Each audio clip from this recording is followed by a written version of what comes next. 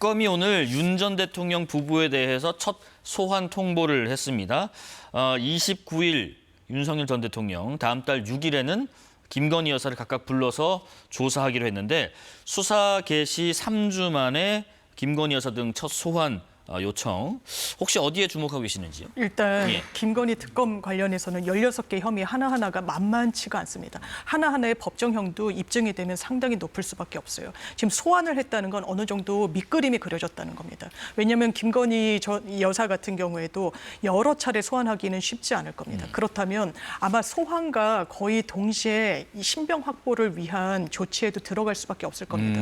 수사의 양과 그 질적인 측면을 봤을 때 그렇습니다. 네. 이를테면 삼부토건, 김건희 여사의 그림자가 어른거리죠. 삼부토건의 관계자들 주가 조작과 또 무관하지가 않으니까요. 한 번도 해외 수주 실적이 없는데 갑자기 MOU를 체결하고 국토교통부에서 가는 폴란드에서 이루어졌던 그런 재건 협의체에 참석을 합니다. 이게 어떻게 권력의 뒷배가 없으면 가능하겠습니까? 그러면서 주가는 5배가 뛰게 되고요. 건진법사의 이 어떤 혐의는 계속 전방위적으로 커지고 있습니다.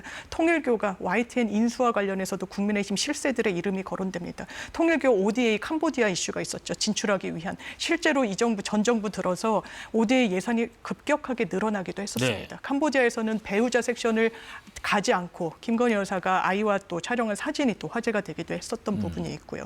그러면서 원정 도박 의혹을 이른바 찐윤들이 무마해줬다라는 그런 혐의까지도 더해지고 있습니다. 네네. 하나하나 김건희 여사에게 확인해야 될 부분이 상당히 많고, 그렇다면 지금 다음 달 6일 날 소환 조사를 했는데 그 직후에 신병 확보를 위한 전 영장 청구 가능성이 매우 높다고 판단됩니다. 그러면 윤 전 대통령은 이미 구속된 상태고 네. 김건희 여사의 소환일에 당일 혹은 즈음에서 네, 그 직후에 신병 확보까지 이어질 것이다. 그렇습니다. 어떻게 예상하시는지요? 그렇죠. 김건희 여사에 대해서도 구속영장 청구는 뭐 정해진 수순이 아닌가 불가피하다. 생각을 합니다. 그것을 김건희 여사 측에서도 알고 있기 때문에 오늘 소환 통보에 대해서 속보가 떴을 때 김건희 여사 측에서는 특검 조사에 성실히 응하겠다라고 이야기를 했었거든요.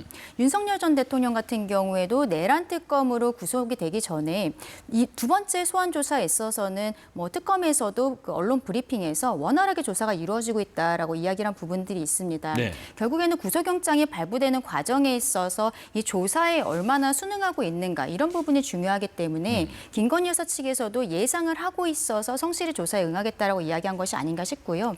다만 저는 김건희 여사 같은 경우에는 바로 영장을 청구하기보다는 이게 혐의가 너무 많아요. 16가지가 있기 때문에 한 두어 차례 더 소환을 한 뒤에 영장 청구가 있지 않을까 그렇게 생각을 합니다. 특검 수사 상황, 이종섭 전 국방부 장관 관련된 최혜병 특검 관련 얘기입니다. 이종섭 전 장관이 최혜병 순직 사건 이첩 보류 지시를 내리기 직전에 윤석열 전 대통령과 통화한 사실을 처음으로 인정을 했습니다. 23년 7월 31일 오전 11시 50분쯤에 대통령 전화를 받았다. 군을 걱정하는 우려의 말씀을 전한 것으로 기억한다. 그러니까 일각에서 제기하는 경로는 없었다고 지금 밝히고 있는데 김태효 전 국가안보실 1차장하고 또 회의 참석자 3명 등은 당시 윤 전 대통령이 화내는 것을 목격했다라는 취지로 지금 특검에 진술을 했는데 이 전 장관의 지금 주장과 좀 배치가 되는데요. 그런데 이게 경로라는 단어에 있어서 누군가 어떻게 받아들이느냐의 차이일 뿐인 것이고 결국에는 이제 조사 과정에 있어서 뭐라고 이야기를 하였는지 그때 누구에게 어떤 지시를 하였는지 이런 진술들은 아마도 그 자리에 참석했던 사람들은 똑같이 들었을 거니까 누구의 말이 더 신빙성이 있는지에 대해서는 특검에서 그 적이 판단을 하지 않을까라고 생각을 합니다. 그러니까 중요한 것은 화를 냈다라기보다는 화를 내면서 어떠한 불법적인 지시를 했느냐 이것들이 문제가 될 것인데 여기에 대해서는 아마도 대통령이 경로했다라고 이야기를 하면서 누군가에게 어떠한 이야기를 하는 것을 이제 뭐 거기 있었던 사람들이 지금 다 소환을 하고 있기 때문에 그것을 맞춰보지 않을까 생각합니다. 네. 그리고요, 장 변호사님, 주말 사이에 내란 특검팀이 윤 전 대통령을 추가 조사 없이 구속 상태에서 재판에 넘겼는데 지금 이제 추가 조사나 수사가 이루어지지 않은 점 이런 부분들 특검이 향후 재판에서 이 점을 양형에 반영하도록 할 예정이다라고 했는데 실제로 반영이 가능한지 하고 또 얼마나 반영이 될 수 있는지 하고요. 양형 기준표를 보면 수사에 임했던 태도 그리고 법정에서 자인을 하는지 이런 부분을 당연하지만 종합적으로 고려하도록 돼 있습니다. 본인이 받고 받고 있는 혐의와 관련해서 자인하고 자백한다는 건 반성한다는 겁니다. 그리고 그 부분과 관련해 가지고 피해자가 있다면 변상을 하고 보상을 하겠다는 의미까지 담고 있는 것이거든요. 네. 부인하고 협조하지 않으면 잘못이 없다. 그리고 내가 반성하지 않는다라고 법적인 평가를 받을 수밖에 없습니다. 윤석열 전 대통령은 소환에 응하지조차 않았습니다. 구속영장이 발부됐을 때는 구인영장의 효력까지 수사기관이 특검이 확보를 한 겁니다. 네. 거기에 불응했어요.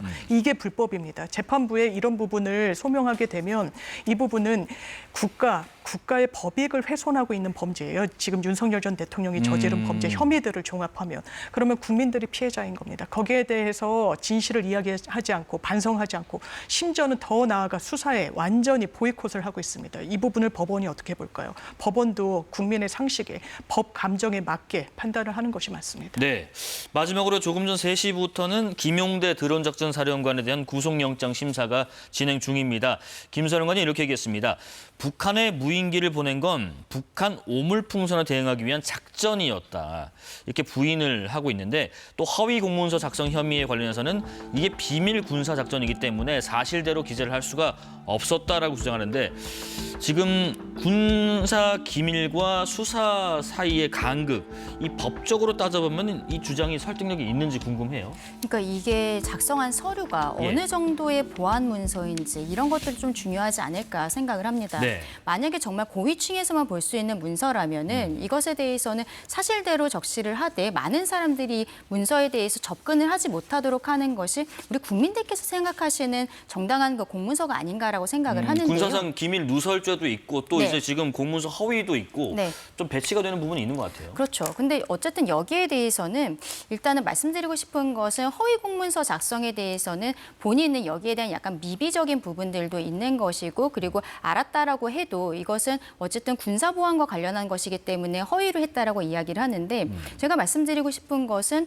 그렇다면은 이게 문서를 작성할 이유 자체가 없는 것이 아닌가 허위였을 때 이런 생각이 들 수밖에 없는 것이죠. 네. 그래서 누구까지 볼 수 있는 서류이길래 그러니까 모두가 볼 수 있는 서류라면은 허위로 작성한 것이 저도 어느 정도는 이해가 된다라고 생각하지만 만약에 정말로 고위직만 볼 수 있는 서류라면은 사실대로 적시를 하고 접근을 제한하는 것이 맞지 않는가 이런 생각이 들고 다만 여기에 대해서 특검에서 이제 영장 청구를 하면서 외환죄로는 하지 못했습니다. 허위 공문서 작성으로만 한 것을 보았을 때는 외환과 관련해서 계속 윤석열 대통령도 연결이 되어 있지만 수사 과정에 있어서도 뚜렷한 자료는 지금 잡지 못한 것이 아닌가 그런 생각도 듭니다. 네, 정치권 소식 더불어민주당 전 법률위 부위원장 장유미 변호사, 국민의힘 대변인 강전애 변호사와 함께했습니다. 고맙습니다. 감사합니다.